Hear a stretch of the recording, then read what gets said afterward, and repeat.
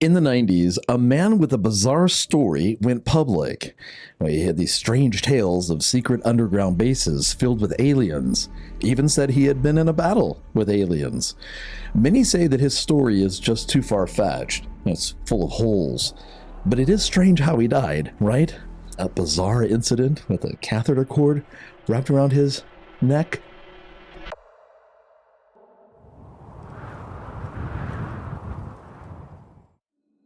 The Phil Schneider story seems to be a lightning rod of controversy.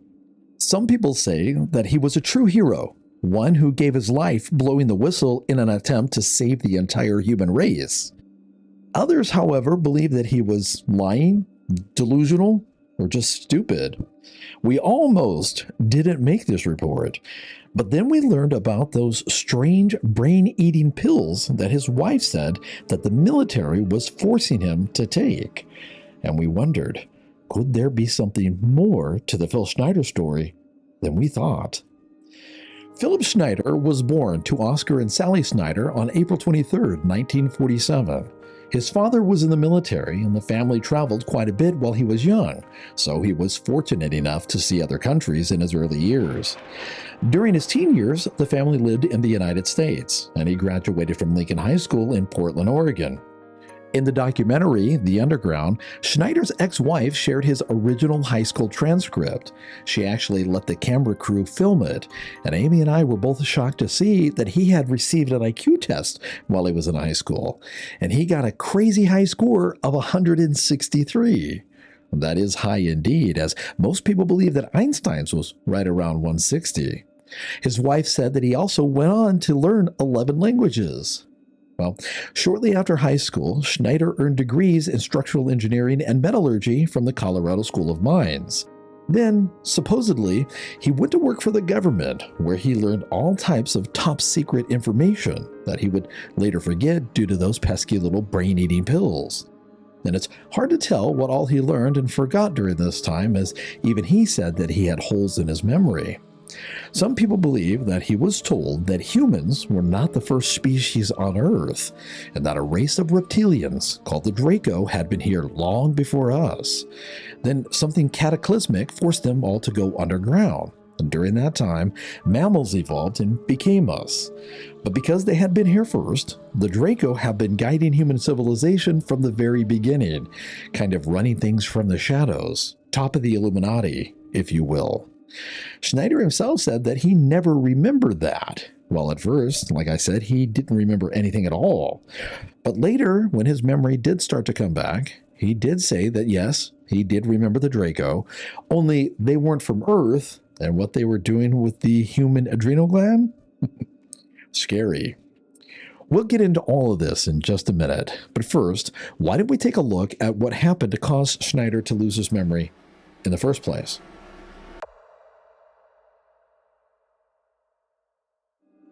Right before I get into what happened with Phil Schneider's memory, do you like a good mystery about the unexplained? For those of you who don't know, we have a sister channel, and if you do indeed enjoy mysteries like these, then maybe you should check it out. It's called Vel Arcana, and it means Veiled Secrets. How cool is that, right? Amy came up with that name. And we post new mysteries there every Thursday at 7 p.m. EDT. We'll leave a link at the end and in the description to make it easier on you. We know that many of you have already heard about Schneider's claims of meeting aliens in Dulce, New Mexico, so we're going to keep this moving by keeping it streamlined. But there may be some information that Amy dug up that you don't know, so we'll share this as a story. It was the last week in August 1979, and Phil Schneider had been assigned to work out in the desert near Dulce, New Mexico. He was part of a team of engineers whose job it was to tunnel out and then stabilize what would later become one of the government's many secret underground bases. Schneider recalled that it was hot, and this would be a thankless job, right? I mean, one can't go home and say, "Hey, honey, guess what I did today? I created this really awesome secret underground base for the United States government, and boy, is it a good one." No, I would imagine that one would have to keep his mouth shut, and the work, it would be laborious and physical. Well, to make a long story short, to start this project, several holes had to be dug. So Schneider cranked up this real powerful earth-boring machine and he set it into motion. The machine cut through the earth, creating this hole straight down, and before long, it got to this predetermined depth. And then it was pulled back up out of the hole, and the machine was moved to where the next hole was going to be drilled. And at this point, everything was going according to plan. But then, one of his men pulled him aside and whispered to Schneider and said that the military had just shown up.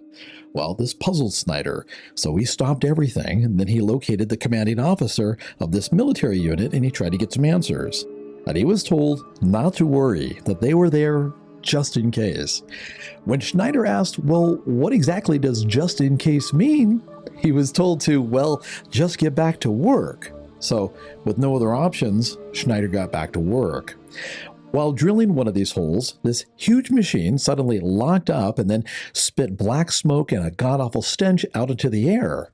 Well, everyone took a second to adjust, and then they pulled the machine back up out of the hole and looked it over. Sure enough, it had been busted, as if it had hit some really hard surface. Well, the team made the appropriate repairs, and then they sent it back down.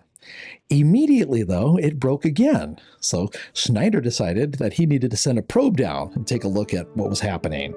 Now, don't forget, this entire time, there is this strange military group there, and while Schneider was trying to figure out what was going on with this hole, this group was reorganizing themselves and preparing for something.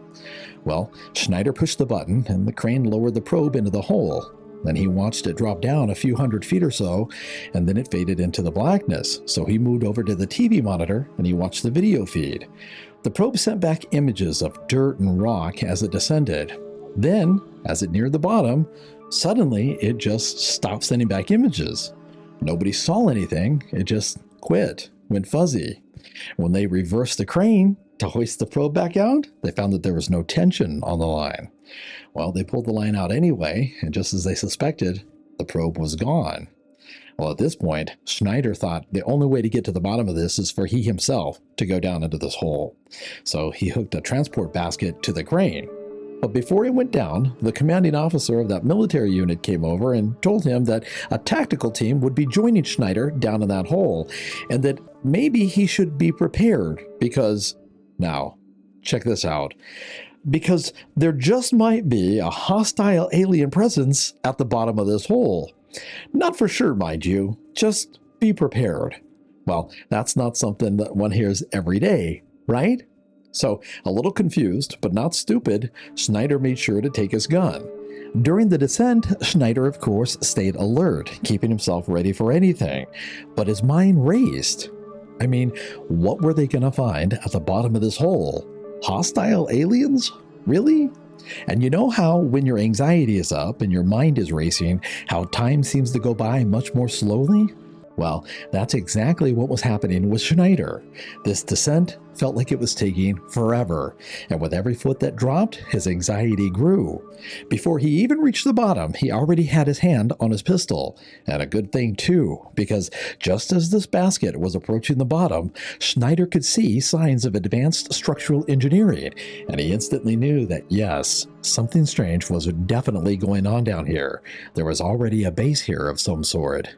Well, just as he was processing that information, the tunnel widened and then a huge open area came into view, and instantly Schneider saw that there were indeed several tall gray aliens down here, and they were not at all happy that Schneider had arrived.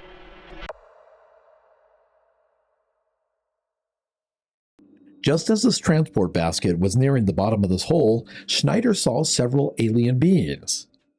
Well, as soon as I got down this hole, standing about from me to this gentleman over here in front row, about 10 or so feet away, 7 feet away, something like that, was one of these 7 foot tall stinking alien guys, and I didn't waste any time. I said, I'm not fiddling with you guys, and boom, away you go.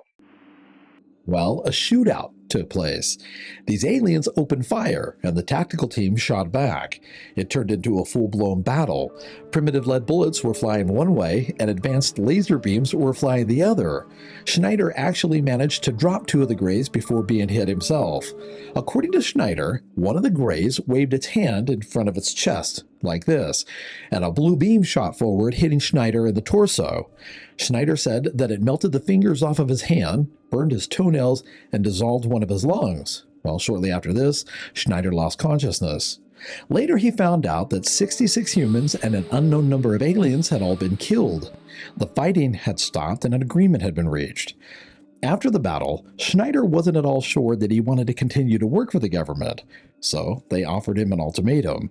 He could go on these memory-suppressing pills that had the unfortunate side effect of eventually turning his brain into Swiss cheese, but he could take a monthly government check and live out the rest of his life as a civilian, keeping his mouth shut, of course. Or, well, Schneider didn't need to hear the or. He decided that he would take the check. To ensure that he was going to play by their rules and there wouldn't be any hiccups, he was started on this medication right away, and he was kept in the hospital until he didn't remember much about anything. Once they were sure that he had forgotten enough, they released him. Then they thought, well, that was that. And their secret probably would have been kept all nice and tidy if it hadn't been for that one girl who walked into his life.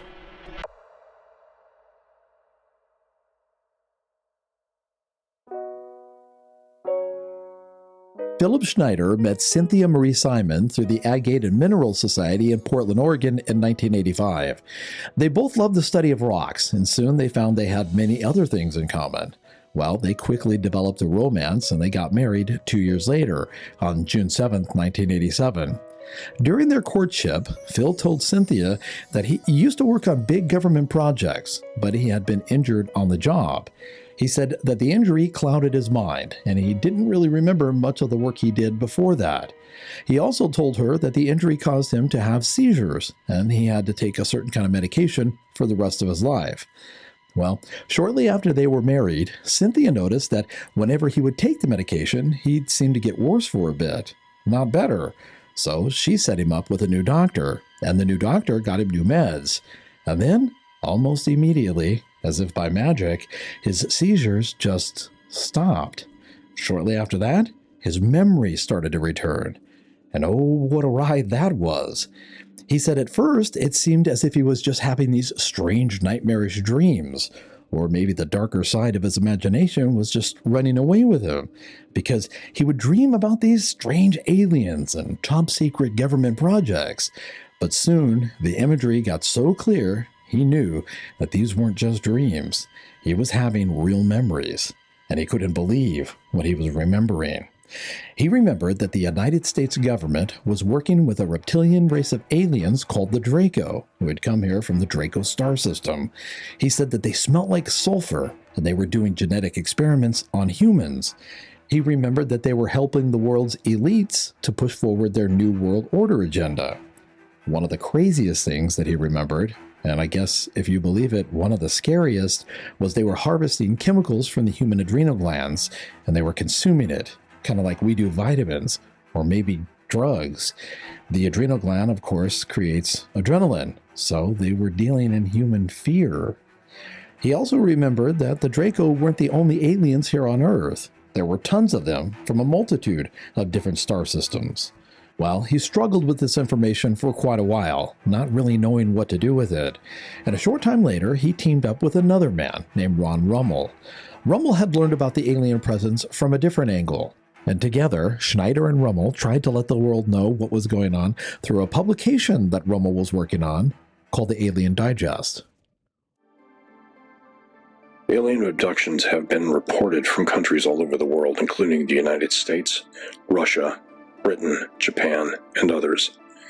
Most abductions are said to be performed by beings that range from 3 to 9 feet tall.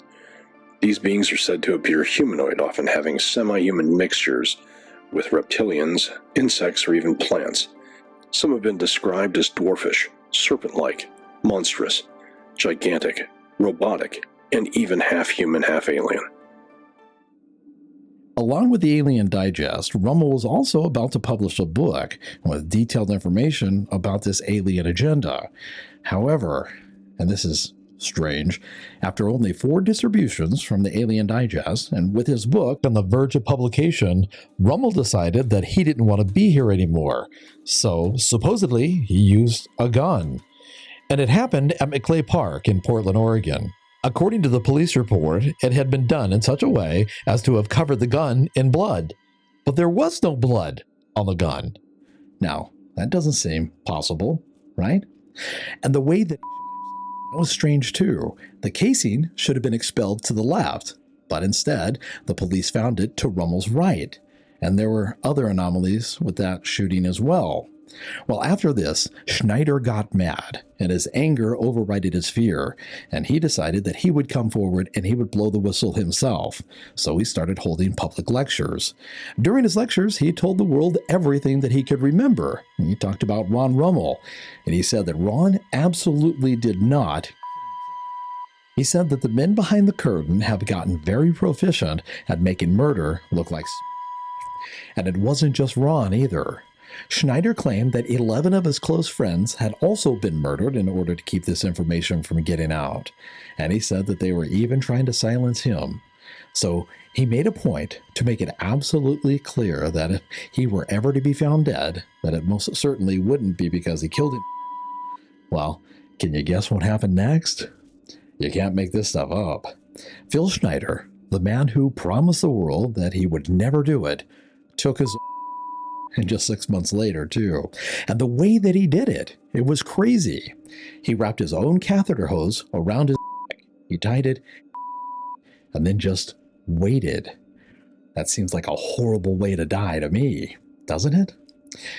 He had there as well. It would have made it a lot easier. And he could have used that would have been quick and painless too. But no, instead, he chose to tie this his neck and then what? Just wait as it slowly chokes them? Well, in any case, Philip Schneider's death was ruled a suicide.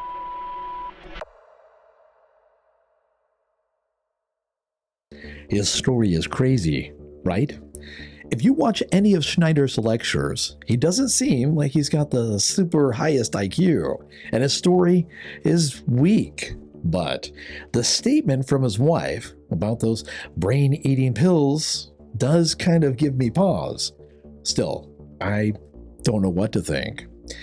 Amy and I love the Y-Files. AJ does some really good work, and he did a report on this case. And he suggests that Schneider's story most likely isn't true because the idea of aliens who live underground actually originated decades earlier in a series of fictional stories published as The Shaver Mystery. The Shaver Mystery was written by a man named Richard Shaver. Shaver tells this wild tale of an ancient, sinister civilization that wields super advanced technological power, and they live in caverns deep under the ground. Well, AJ has a great point. This argument does seem to completely discredit Schneider, right? The Shaver Mysteries did come out years before Schneider's story. So at first, it looks like he just mimicked this fictional story. Well, that is until one digs a little bit deeper, as Amy always does. Shaver never claimed that these stories were fiction. He always said that they were true. See, he maintained that he had personal knowledge that these aliens actually do live underground. He said that the only reason that he released his information as fiction was because his publisher told him that the world just would not be able to accept it if he published it as fact. So, maybe there really are these strange alien creatures that live underground. I don't know. Now, if you want to keep the party going, hop on over to our other channel, Vel Arcana. We post new mysteries there every Thursday, and we're probably going to drop one here in just a few minutes. See you there.